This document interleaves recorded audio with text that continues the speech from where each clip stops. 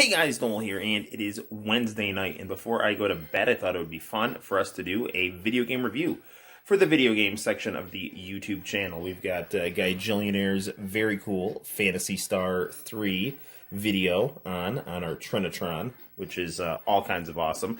It was very... I was very flattered that I made the top comment featured, one of the top comments featured on that video.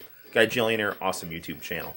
So, what are we going to review tonight? Well, as you know, we have been fortunate enough to have reached over 700 subscribers on our plucky and lovable YouTube channel. So, we are going to review some games with 7 in the title.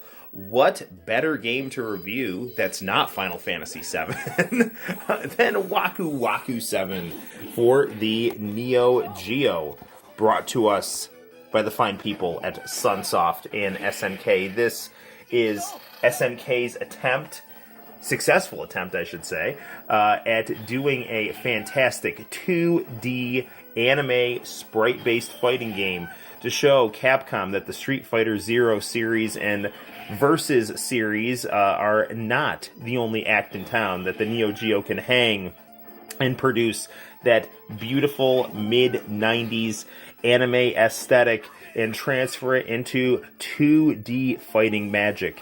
So, without further ado, let's get down to reviewing some WAKU WAKU 7 being played on the Xbox One. I'm going to hit the lights, and we'll get down to some review fun right now.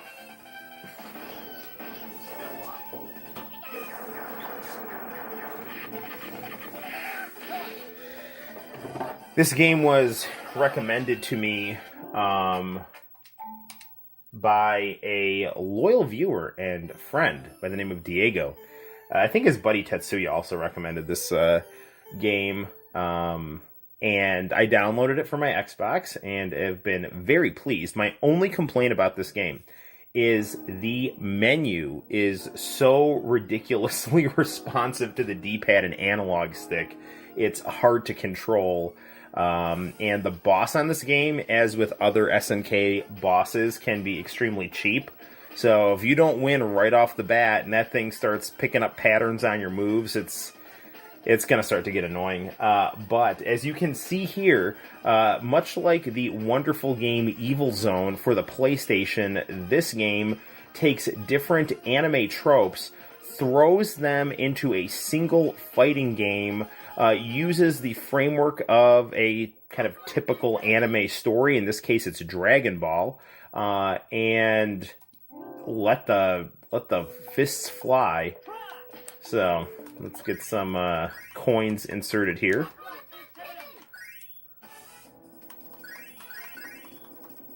As with all Neo Geo games, they teach us how to play.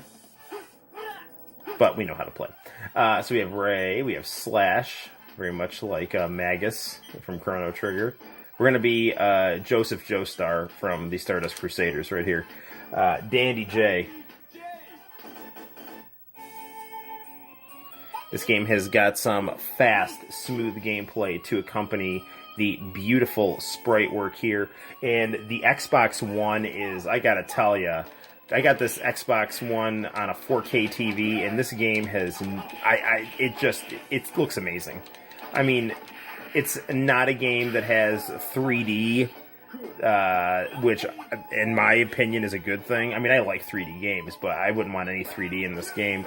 The reason I say that is, 4K on an Xbox One, you're thinking of like, oh, I can see like skin pores on Call of Duty, but with this game, it's like you can just see all the colors and such vibrance and pixel clarity. It's great.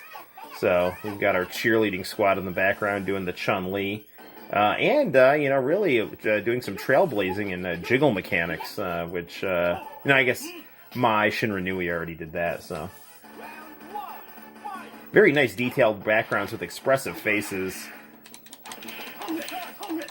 This game, I'm playing this at level 1 for the purposes of this review, and also I like to just chillax when I play these fighting games, I'm not really into... the challenge of a video game is nice, but honestly, I just want to sit back and relax and enjoy myself, have a nice relaxing play. And you can definitely do that with this game until you get to the boss, and then it's going to start getting annoying. Like, if that move hits you, that's also going to be super annoying. That could almost be lights out here. This game utilizes the typical King of Fighters / Street Fighter sweep the D-pad in various quarters style, and then combine that with hitting punch and kick buttons, and you will get very nice special moves to accompany your character.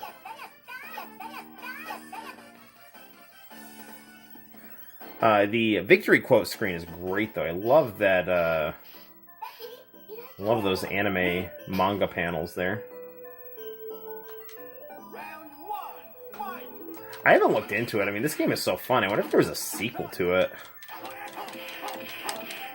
You know, the Xbox One, you know, may not sell well in Japan, but I gotta tell you, the digital store for the Xbox One, they did some great recommendations, and it is just flooded with awesome Neo Geo games and some really good Square RPGs, like Romancing Saga games and Final Fantasy games, and, you know, cell phone JRPGs. I mean, they got some great stuff to appeal to the Japanese audience.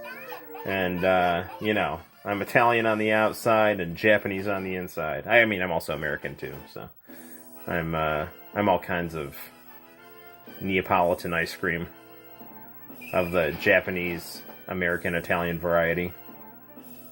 It's Bonus Kun here, this lovable punching bag with Ryu's headband. Man, he's pretty tough.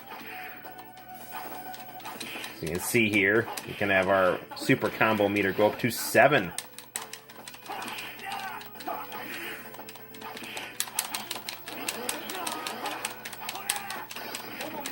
Yeah!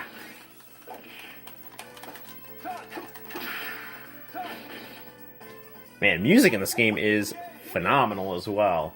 Really gets that, you know, heart pumping in a good way. Not like, you know, I need to call a doctor. More like, you know, I am energized with excitement. We have the Clockwork Knight here. I had Clockwork Knight on Sega Saturn on a demo disc called the Bootleg Sampler that came with my Sega Saturn, and the disc looked like it was in a paper bag, but it was actually just the disc sleeve. And then, unfortunately, that disc got cracked.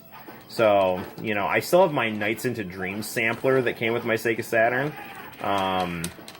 Thankfully, that game's okay, but I don't know how that bootleg sample disc got cracked. But I just remember it was really weird because the game looked like it was in a lunch bag. And, like, Sega Saturn's marketing in the United States was so weird. Like, I know they were trying to go for that Gen X grunge aesthetic, which is cool, and I appreciate and I respect. Not as much as the, you know, late 80s, which can still very smoothly blend into the 90s aesthetic. But, you know, as a kid in the 90s growing up, there was a lot of prejudice against the 80s style. It was terrible. Terrible what they did to me. Nothing was done to me, but I think a kid gave me some crap for pushing up the sleeves on my starter jacket. So, you know, I'm an oppressed person. I'm voting Democrat, so that's how this works. I'm just joking.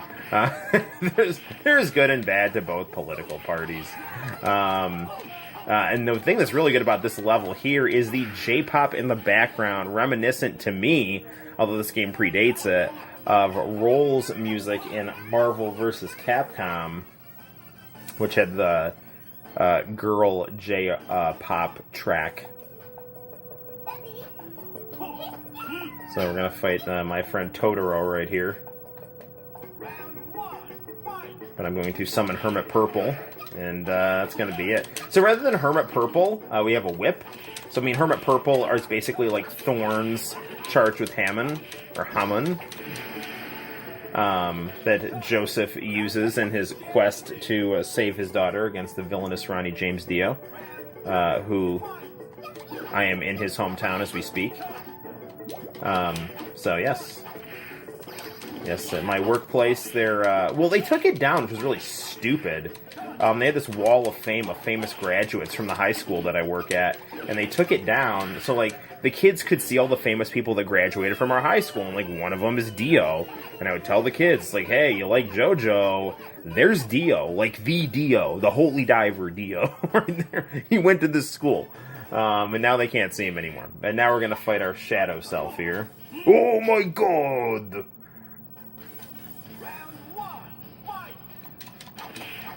But yeah, Joseph is my favorite JoJo, so... I mean, they're all good, but Joseph is the best, so... He's just... I mean, especially when he's, like, in his buff 70-year-old form, he's just fantastic. I mean, Joseph is always cool. He's cool when he's an old guy and has an invisible baby, too. Like, old, you know.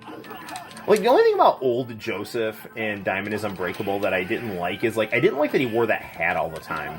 It's like, dude, like... I mean, it's like freaking not that hot there. Like, why are you wearing a winter jacket and a hat all the time?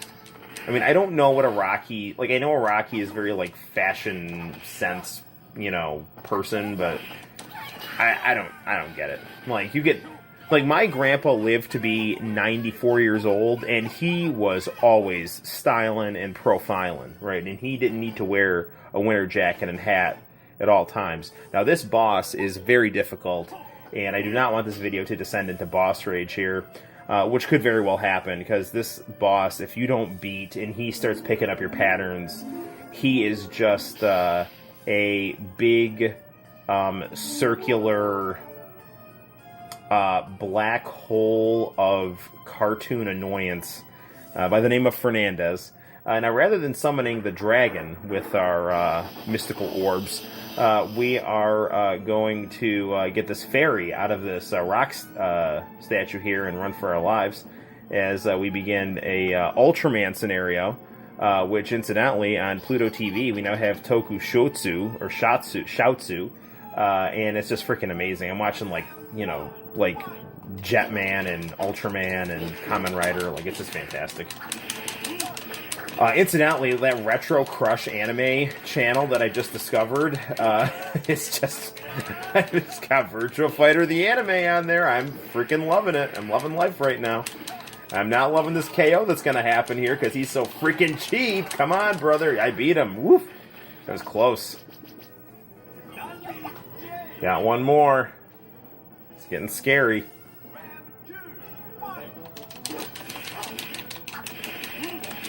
Come on, come on. Stay on him, stay on him. Get up, you big ball of annoyance. Come on. No! Stop it! That is not appropriate. I'm not going to the grocery store.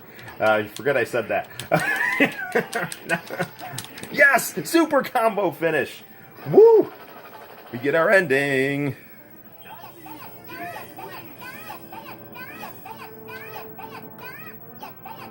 Yatta yatta. Oh, I love these kinds of endings right here. Reminds me of Twin Bee, if it was a fighting game. Which, you can imagine how awesome that is. Seriously, this actually reminds me a lot of the Twin Bee arcade game ending. Except I'm, you know, gonna call Lisa in the Cult Jam to celebrate, because she's my mom. If I'm playing as Joseph, you know. And I'm gonna get attacked by F. Bison and his Nazi shock troopers to get the Dragon Balls here. You see how awesome this game is? Like, just the scenarios that you have to play within this game. The combined tropes and, you know, the fact that this fairy here is going to get, you know, knocked into the screen. Congratulations!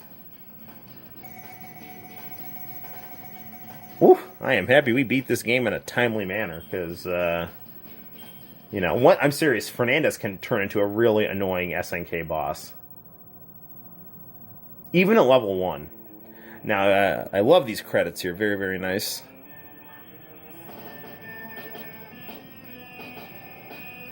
Nothing like digitized manga panels and Pulp Fiction music. So, really, this game, I'm surprised that it's not better known, because with its vibrant colors, fluid gameplay, energetic music, you'd be hard pressed to find much critical to say about this game. It's just a lot of fun to play. And if you have an Xbox One, I'm not sure if this is available on the PlayStation 4, but if you have an Xbox One, you know, download this game for it. If you can get this game on, and this game has got to be a ridiculous amount of money on an AES cartridge. I haven't looked it up, but I can tell that games like this and Blazing Star usually go for hundreds of dollars.